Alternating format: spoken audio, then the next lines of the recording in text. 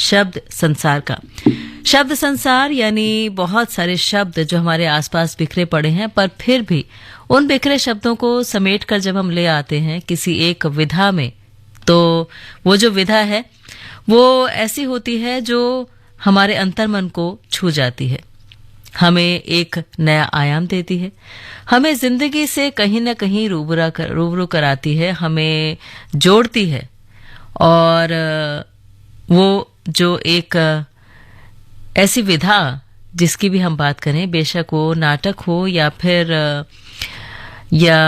वो हो कोई कविता, कुछ भी हो, लेकिन उससे जुड़ने के बाद हमारा मन अपने आप ही खुश हो जाता है। वैसे खुश तो आज भी है। खुश इसीलिए है क्योंकि हम सब आज त्योहार की उस मौज मस्ती में हैं, उस एक विधा में है। लेकिन उस विधा के साथ साथ जो उत्तराखंड के उत्तरकाशी जिले में जो ब्रह्मखल या यमुनोत्री राष्ट्रीय राजमार्ग पर जो सुरंग थी जो धंस गई है, उससे भी थोड़े से प्रभावित हैं, दुखी हैं, क्योंकि करीब 36 मजदूर उसमें फंस गए हैं। वैसे राहत और बचाव कार्य युद्ध स्तर पर जारी है, लेकिन हम सब भी उसके लिए प्रे कर सकते हैं, प्रार्थना कर सकते हैं कि जल्दी वो सब बाहर निकलें। और यही संवेदनशीलता हमें साहित्य संसार से भी मिलती है। इसीलिए शब्द संसार की जब बात होती है तो इस संवेदनशीलता को जीवित रखना बहुत ज्यादा जरूरी है। बस वही कोशिश हमारी भी होती है कि हम भी कुछ ऐसी ही संवेदनशीलता को आप तक पहुंचाएं, ताकि आजकल की जो भागदौड़ की जिंदगी है उससे कुछ निजात पाएं। फिलहाल आपको बता दूं कि शब्द संसार आप सुन रहे हैं आकाशवाणी दिल्ली के गोल्ड चैनल यानी 100.1 मेगाहर्ट्ज पर, और मैं हूं पूनम आपके साथ। स्वागत आप सभी का दिल से। आजा रे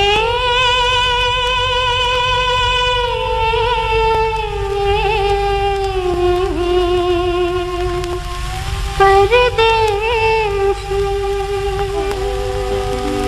मैं तो कब से खड़ी इस पार, ये अखियां थक गई पंख निहार। आजा रे परदेसी, मैं तो कब से खड़ी इस पार, ये अखियां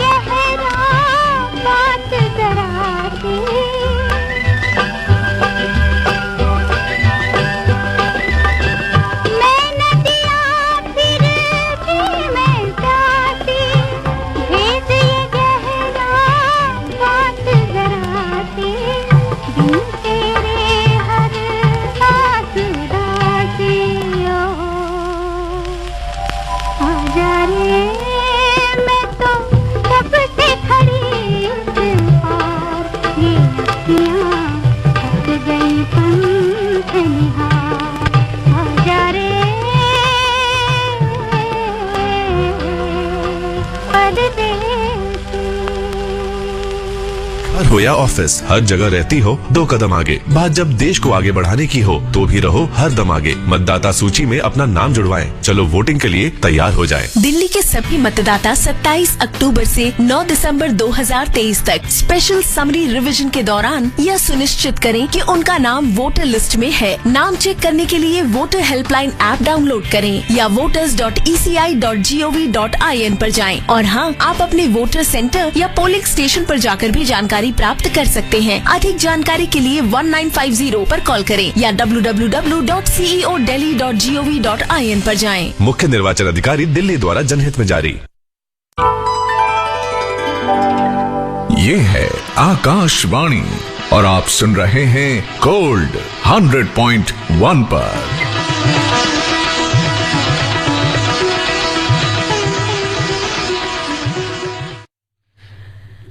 जी हाँ, तो आप सुन रहे हैं आकाशवाणी दिल्ली का गोल्ड चैनल 100.1 मेगाहर्ट्ज पर और ये है शब्द संसार। शब्द संसार में जब साहित्य की बात होती है तो बहुत सारी विधाएं हमारे मन में आती हैं, बहुत सारे नाम आते हैं, लेकिन फिलहाल शुरुआत करते हैं राय कृष्णदास से। कहानी सम्राट प्रेमचंद के समकालीन कहानीकार और गद्य गीत लेखक। जानते हैं, इन्होंने भारत कला भवन की स्थापना की, जिसे वर्ष 1950 में काशी हिंदू विश्वविद्यालय को दे दिया गया। और साथ ही साथ ये भी बता दें कि आपको साहित्य वाचस्पति पुरस्कार और भारत सरकार द्वारा पद्म विभूषण की उपाधि भी मिली। उपनाम स्नेही था। जन्म हुआ 1892 में वाराणसी में और घर पर ही हिंदी, संस्कृत, अंग्रेजी और बंगला भाषा का अध्ययन किया। वाराणसी के तत्कालीन साहित्य वातावरण और जयशंकर प्रसाद, रामचंद्र शुक्ल, मैथिली शरण गुप्त, इन सब के संपर्क में आने से साहित्य में रुचि बढ़ती गई। राय साहब ने कविता, निबंध, गद्य गीत, कहानी, कला, इतिहास सभी विषयों पर ग्रंथों की रचना की और उनका बहुत बड़ा योगदान चित्रकला और मूर्तिकला के क्षेत्र में भी है। उनकी लिखी भारत की चित्रकला और भारतीय मूर्तिकला अपने आप में बहुत ही व्यापक मौलिक ग्रंथ हैं। और अगर एक भावनात्मक लेखक की बात करें तो राय कृष्णदास की कहानियों में भारतीय जीवन के सामाजिक व्यंग और सरसता दोनों समान रूप से दिखाई देते थे और आज भी दिखाई देते हैं। भावुक लेखक होने के नाते शिल्प के कथ्य और कलात्मक रचना की अपेक्षा आदर्श और यथार्थ के संघर्ष की अच्छी झांकियां भी उनकी लेखनी में थी। अगर बात करें उनकी मुख्य रचनाओं की तो साधना जो 1919 में आई, अनाख्या 1929 में, सुधांशु और प्रबल। तो प्रसिद्धि उन्होंने पाई एक कहानीकार, एक गद्य गीत लेखक के रूप में। हिंदी में विशेष अभिरुचि और विश्लेषण उनका रहा और ये जो योगदान है ये उन्हें हमेशा अविस्मरणीय बनाता रहेगा।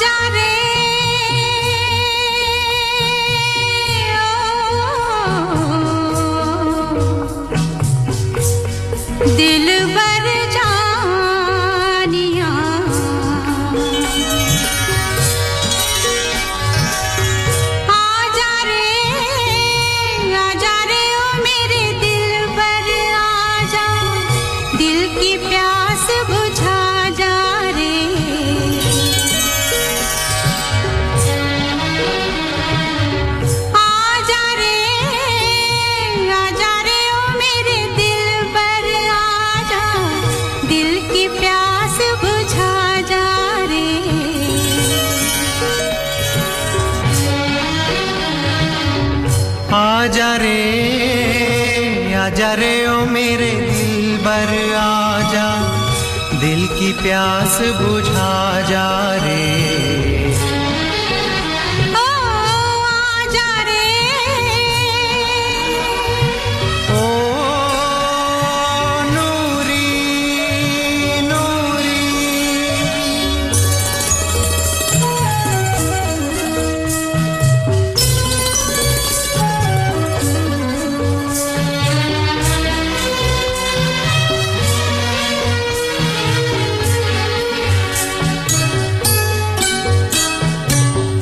उजला उजला नर्म सवेरा रूह में मेरी झांके।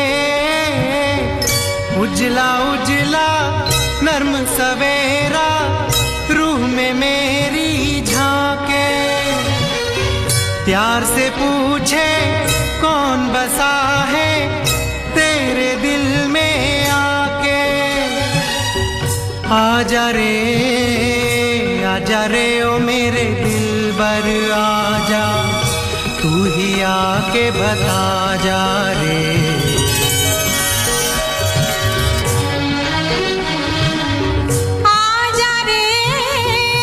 आजा रे ओ मेरे दिल पर आजा, दिल की प्यास बुझा जा रे। ओ आजा रे, ओ नूरी नूरी,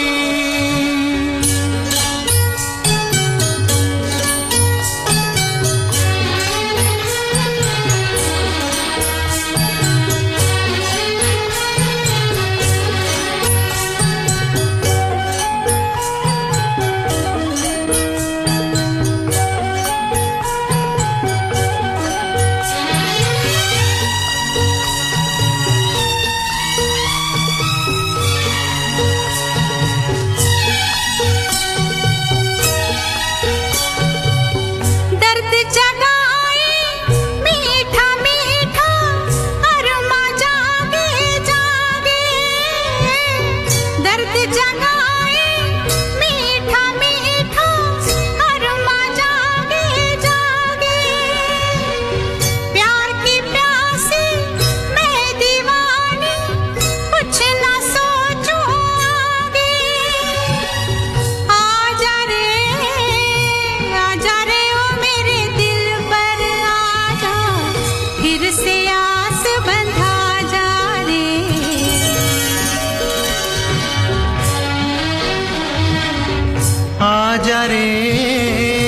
आजा रे ओ मेरे दिलबर आजा, दिल की प्यास बुझा जा रे।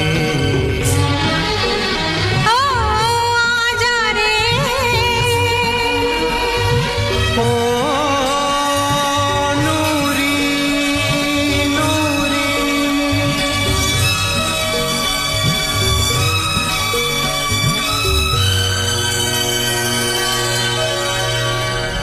महेश भाई, आपने वोटिंग की तैयारी कर लिया ना? अरे कहाँ महेश, हम तो अभी दिल्ली आए हैं, हम कहाँ वोट दे सकते हैं? अरे आप बिल्कुल वोट दे सकते हैं। अगर आपके रहने की जगह बदल गई है या फिर आप दूसरे राज्य से दिल्ली में शिफ्ट हुए हैं तो वोटर हेल्पलाइन ऐप द्वारा या voters.eci.gov.in पर जाकर फॉर्म 8 द्वारा नए पते पर वोटर रजिस्ट्रेशन करवा सकते हैं और वोट भी दे सकते हैं। जी हाँ, अगर आप एक इलाके से दूसरे इलाके में निवास स्थान परिवर्तित करते हैं या दूसरे राज्य से दिल्ली में शिफ्ट हुए हैं तो अपने नए पते के लिए वोटर हेल्पलाइन ऐप द्वारा voters.eci.gov.in पर जाकर फॉर्म 8 द्वारा नए पते पर वोटर रजिस्ट्रेशन करवाएं। और याद रहे, पुराने पते से नाम कटवाना अनिवार्य है। आप अपने नजदीकी मतदाता केंद्र पर जाकर भी फॉर्म 8 भर सकते हैं। अधिक जानकारी के लिए 1950 पर कॉल करें या www.ceodelhi.gov.in पर जाएं। मुख्य निर्वाचन अधिकारी दिल्ली द्वारा जनहित में जारी। ये है आकाशवाणी और आप सुन रहे हैं गोल्ड 100.1 पर।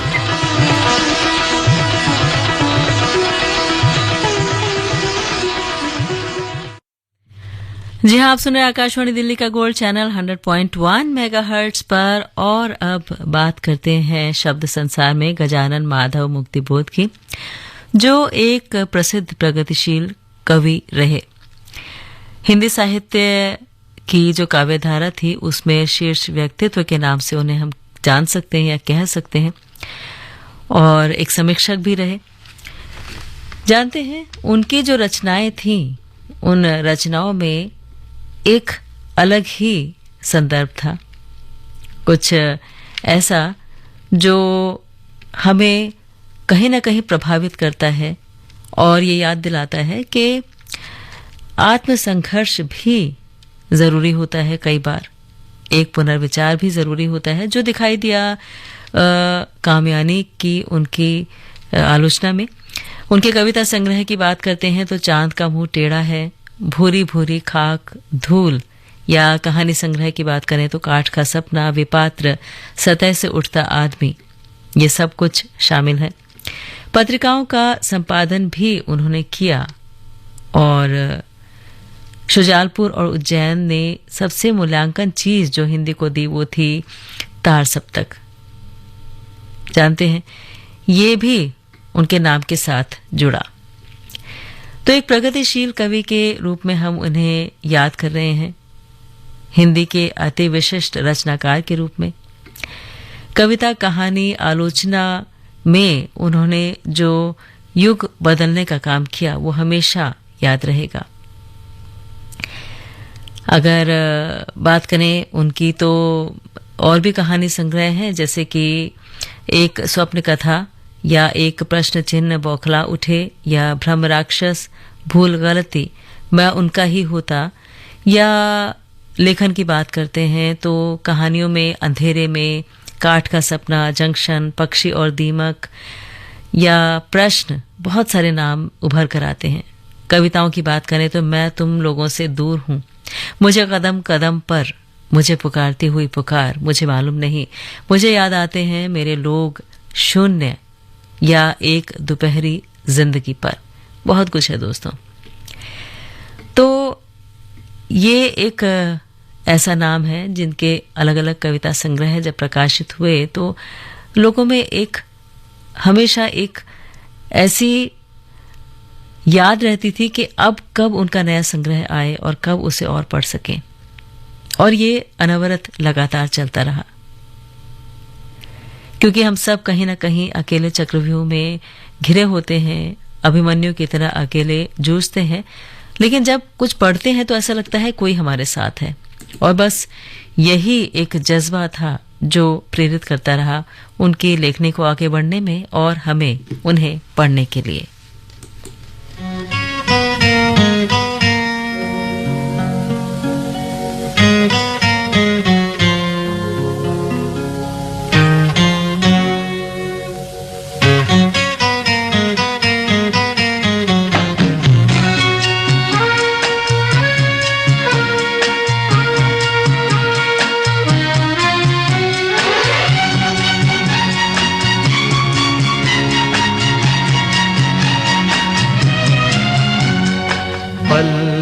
पल दिल के पास तुम रहती हो, पल पल दिल के पास तुम रहती हो, जीवन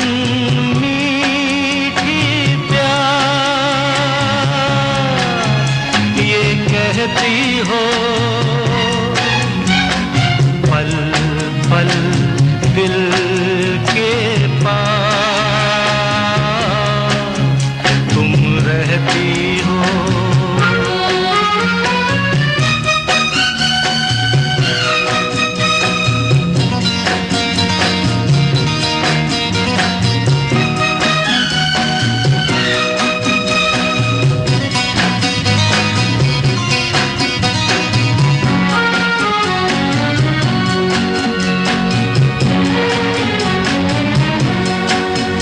हर शाम आँखों पर तेरा आँचल लहराए, हर रात यादों की बारात ले आए। मैं सांस लेता हूँ तेरी खुशबू आती है, एक महका महका सा पैगाम लाती है।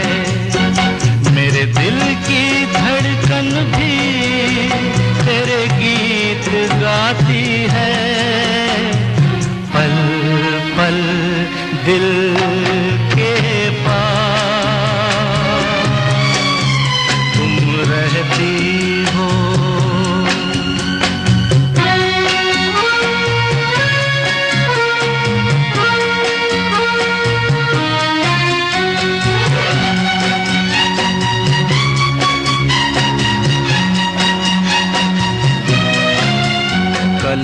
तुझको देखा था मैंने अपने आंगन में, जैसे कह रही थी तुम मुझे बांध लो बंधन में।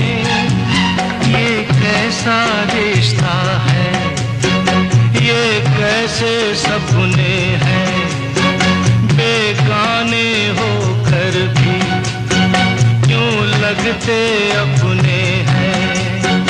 मैं सोच में रहता हूँ, डर डर के कहता हूँ, पल पल दिल के पास तुम रहती हो।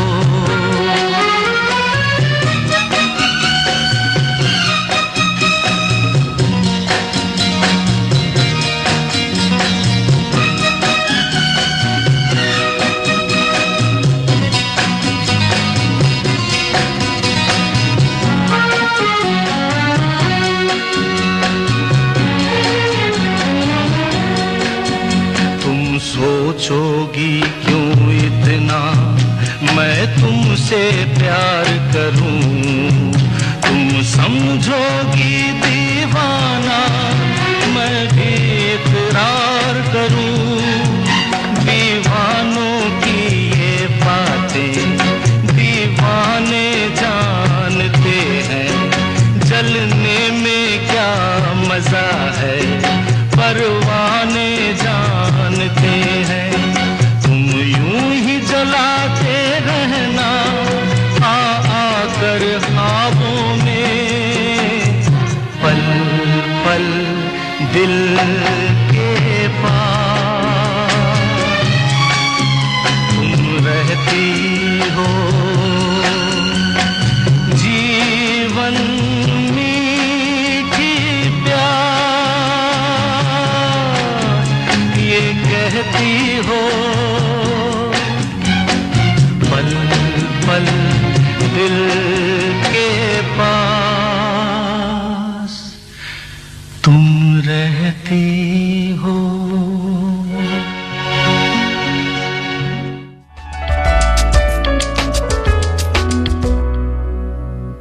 वो विरह की दास्तां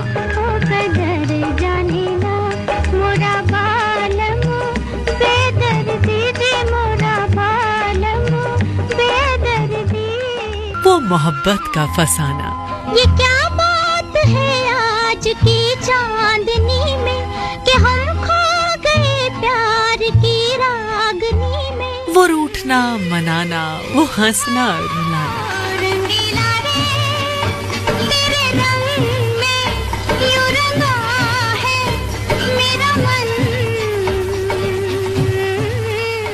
ये सब नगमों की सौगात है, बीते दिनों की याद है। ये चांद सा रोशन चेहरा, जुल्फों का रंग सुनहरा, ये झील सी नीली आंखें, कोई राज है इनमें गहरा। तारीफ करूं क्या उसकी जिसने तुम्हें बनाया। चित्रहार प्रतिदिन दोपहर 12:30 बजे, शाम 6 बजे, सिर्फ डीडी नेशनल पर। देश का पहला चैनल, देश का अपना चैनल। ये है आकाशवाणी और आप सुन रहे हैं गोल्ड 100.1 पर।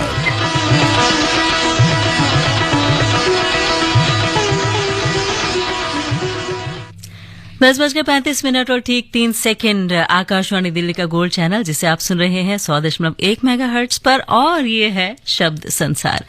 शब्द संसार यानी बहुत सारी बातें साहित्य जगत से जुड़ी। और अब जिनसे हम आपको मिलवाने वाले हैं उनके बारे में एक खास बात यह है कि संस्कृत के प्रख्यात विद्वान तो वो हैं ही, पद्म विभूषण से सम्मानित भी रहे, और ऐसे अकेले शख्स जिन्होंने थाईलैंड की महारानी को संस्कृत सिखाई, संस्कृत में ही बीए और एमए की डिग्री भी दिलाई। सोचिए, आज जब ऐसा समय आ गया है जिसमें हम संस्कृत को उतना महत्वपूर्ण नहीं मानते हैं बच्चों को पढ़ाने के लिए, और हमें लगता है कि बाकी भाषाएं उन्हें सिखा दें, लेकिन संस्कृत जरूरी नहीं है। ऐसे में बात एक ऐसे व्यक्तित्व की, एक ऐसे नाम की जिन्होंने संस्कृत में बहुत सारा योगदान दिया, जैसे बृहत्तम भारतम उन्होंने लिखा, वैदिक व्याकरण उन्होंने लिखा और श्री बोधिसत्व चरितम उन्होंने लिखा। तो उनका जो ये योगदान है वो हमेशा हमें याद रहेगा, हमेशा हमें याद दिलाता रहेगा कि संस्कृत एक ऐसी भाषा है जिससे कितनी सारी भाषाएं दोस्तों उदित हुई हैं, और उनका ये महत्वपूर्ण योगदान हमें ये प्रेरणा देता रहेगा कि हम भी अपने बच्चों को कहीं ना कहीं संस्कृत भाषा से रूबरू कराएं और उसे अपनी जिंदगी में शामिल करें।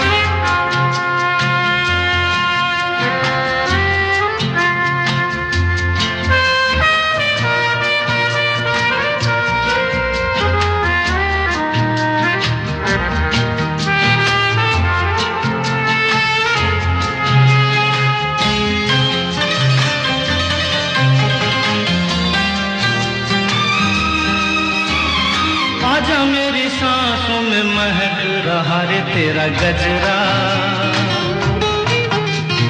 आजा मेरी रातों में लहक रहा रे तेरा गजरा, ओ आजा मेरी सांसों में महक रहा रे तेरा गजरा, ओ आजा मेरी रातों में लहक रहा रे तेरा गजरा। ओ हंसिनी मेरी हंसिनी कहाँ उड़ चली, मेरे अरमानों के पंख लगा के कहाँ उड़ चली।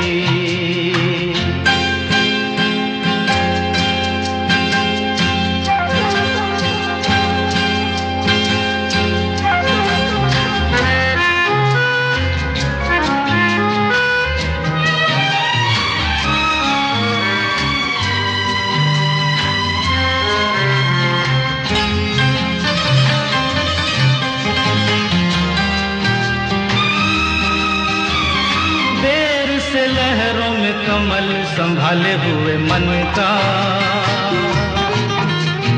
जीवन काल हंसा।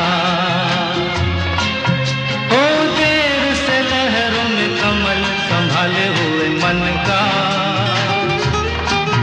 ओ जीवन ताल में भटक रहा रे तेरा हंसा। ओ हंसिनी मेरी हंसिनी कहाँ उड़ चली, मेरे अरमानों के पंख लगा के कहाँ उड़ चली।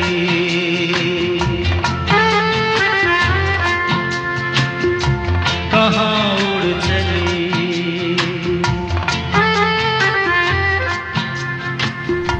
कहाँ उड़ चली। जी हाँ, हंसनी कहाँ उड़ चली ये तो पता नहीं, लेकिन फिलहाल हमारी उड़ान है बचपन तक। बचपन इसलिए क्योंकि शुरुआत तो बचपन से होती है, और अगर बचपन में ही आपने बहुत सारी कहानियां सुनी हो तो यकीन कीजिए कि ये आपकी जिंदगी को हमेशा प्रभावित रखेगा, इंस्पायर्ड रखेगा, खुश रखेगा। अब अगर बात करें खेल बच्चे का, या आओ चंदा के देश चलें, या मंगल ग्रह में राजू, या उड़ती तश्तरियां, या स्वान यात्रा, या लावेनी, तो आप समझ गए होंगे कि हम बात कर रहे हैं डॉक्टर हरि कृष्ण देवसरे की। जी हाँ, हरि कृष्ण देवसरे जो बाल साहित्यकार थे और एक ऐसे लेखक जिन्होंने जब बच्चों के लिए लिखा तो जाहिर सी बात है कि ज्ञान या उपदेश या अनुभव ये सब बखान के लिए नहीं है, बल्कि बच्चों के लिए इन्हें आसान भाषा में लिखना जरूरी था। तो बाल साहित्य उन्होंने हर विधा में लिखा, हर क्षेत्र में अपनी मौलिक विचारधारा की छाप भी छोड़ी, लुभावनी परिकल्पनाएं गढ़ी, और उस बाल साहित्य में परिकथाएं थीं, जादू टोना था, और ऐसा सब कुछ जो बच्चों को बस मोह ले। बहुत सारे तिलस्म, बहुत सारी रचनाएं, ऐसी फैंटेसी जो बच्चों को एक अलग ही दुनिया में ले जाती थी। आजकल कहीं ना कहीं ये सब कम नहीं हो गया? क्या हमने ये समझ रहे हैं कि आज का जो युग है उसमें बच्चे मोबाइल फोन्स के साथ ही रहते हैं, ना उन्हें कोई कहानी सुनाता है और ना वो उतनी सुन पाते हैं, और इसीलिए बहुत सारे प्रश्न ऐसे हैं उनके मन में जो रह ही जाते हैं। लेकिन जब ये कहानियां हम उन्हें देते हैं पढ़ने के लिए, उन्हें बताते हैं, तो उनकी जो परिकल्पना है वो बहुत ज्यादा बढ़ती जाती है दोस्तों। इसीलिए जरूर इस नाम को याद रखिएगा, डॉक्टर हरि कृष्ण देवसरे को, और उनके बाल साहित्य को बच्चों को पढ़ने के लिए जरूर दीजिएगा, ताकि उनके अनबूझे प्रश्न जो हैं उनके उत्तर उन्हें खुद ही मिल जाए। बेशक हमारे पास समय थोड़ा सा कम हो तो भी।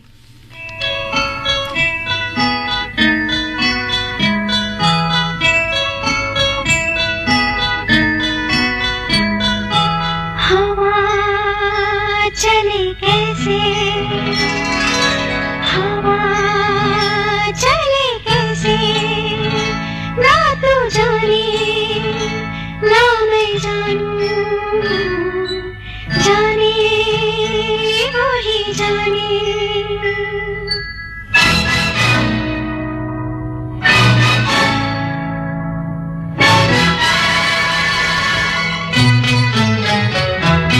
हवा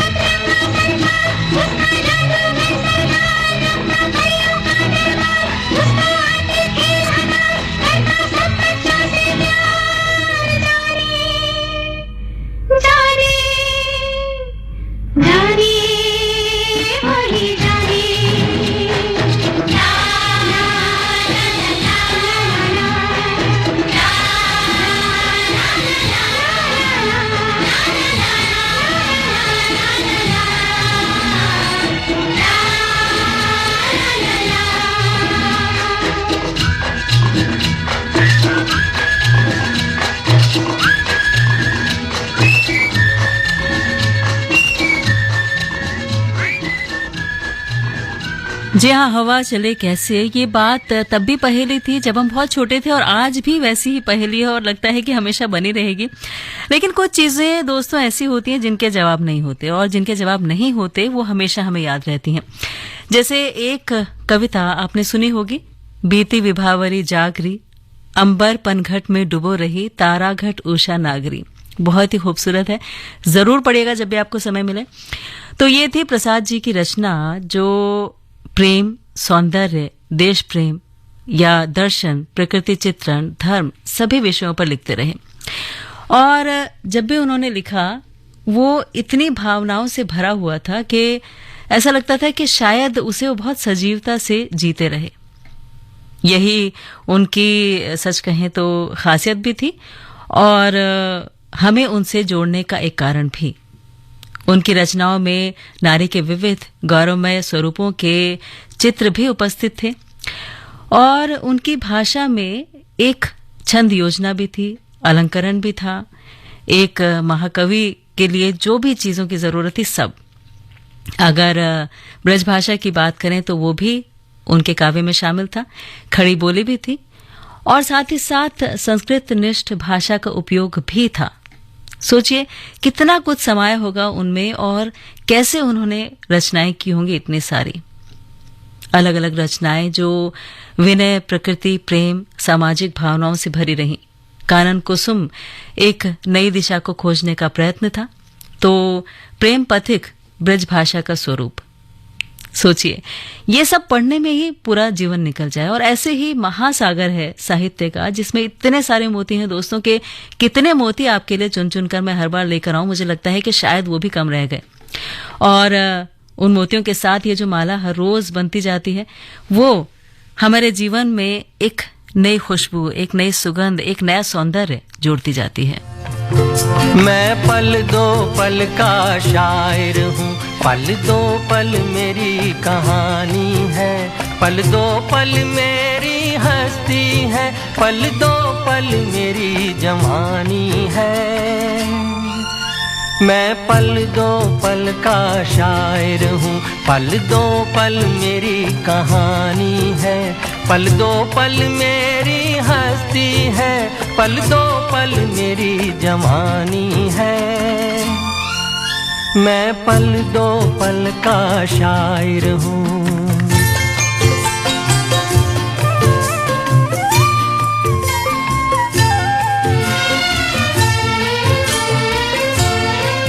मुझसे पहले कितने शायर आए और आकर चले गए, कुछ आहें भर कर लौट गए, कुछ नगमे गा कर चले गए। वो भी एक पल का किस्सा थे, मैं भी एक पल का किस्सा हूँ। कल तुमसे जुदा हो जाऊंगा, वो आज तुम्हारा हिस्सा हूँ। मैं पल दो पल का शायर हूँ, पल दो पल मेरी कहानी है, पल दो पल मेरी हस्ती है, पल दो पल मेरी जवानी है। मैं पल दो पल का शायर हूँ।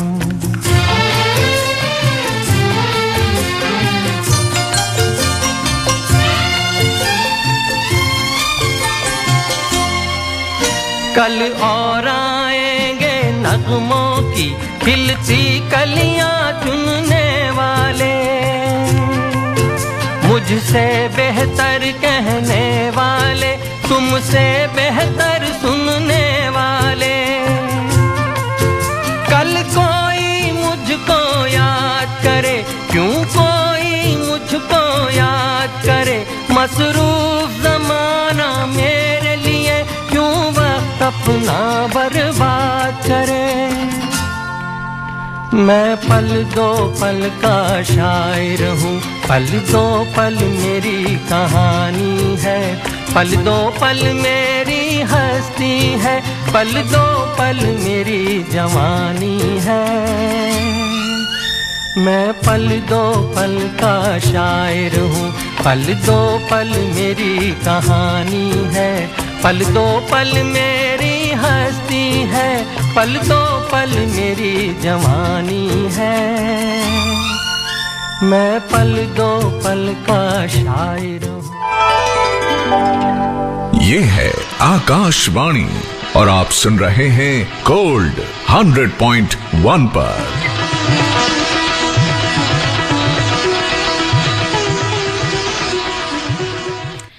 जी, आप सुन रहे हैं गोल्ड 100.1 मेगाहर्ट्ज पे और बहुत सारी बातें हो रही हैं साहित्य जगत से जुड़ी हुई।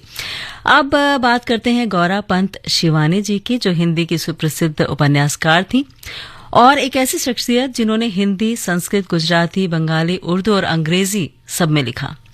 हमारे देश की लोक संस्कृति की झलक दिखाई दी उनके लेखनी में, और महज 12 वर्ष की जब वो थीं तो उनकी पहली कहानी प्रकाशित हुई। अब ये हमारे लिए भी एक समझ लीजिए इंस्पिरेशन है या प्रेरणा है कि हम भी बच्चों को कुछ न कुछ लिखने के लिए प्रेरित जरूर करें। तो उनके बारे में कितना कुछ कहा जाए कम है। उपन्यास के क्षेत्र में उनका योगदान बहुत ज्यादा है। कहानी संग्रह की बात करें तो शिवानी की श्रेष्ठ कहानी, शिवानी की मशहूर कहानियां, झरोखा, संस्मरण की बात करते हैं तो स्मृति कलश, वातायन, जालक। अगर उपन्यास की बात करें तो कृष्णकली, कालिंदी, अतिथि या मायापुरी, कैंजा, गेंदा, भैरवी, बहुत सारे नाम हैं। लेकिन फिलहाल सफर हमें यहीं छोड़ना होगा क्योंकि समय जो है कह रहा है कि बस बातें बहुत हुई। तो मैं चलती हूँ, इस गाने के साथ आपको छोड़ के जा रही हूँ, लेकिन आपको कहीं जाना नहीं है, आपको लौट के आना है क्योंकि एक और बहुत अच्छी तस्वीर आपके लिए है। कौन सी है, क्या है, सब बताऊंगी, लेकिन हाँ, उसके बारे में इतना जरूर कहूंगी कि आप आज जो अन्नकूट खा रहे हैं ना, जो पूजा कर रहे हैं, बस उसी से जुड़ा है। तो रहिएगा साथ साथ। फिलहाल ये गाना आपके लिए।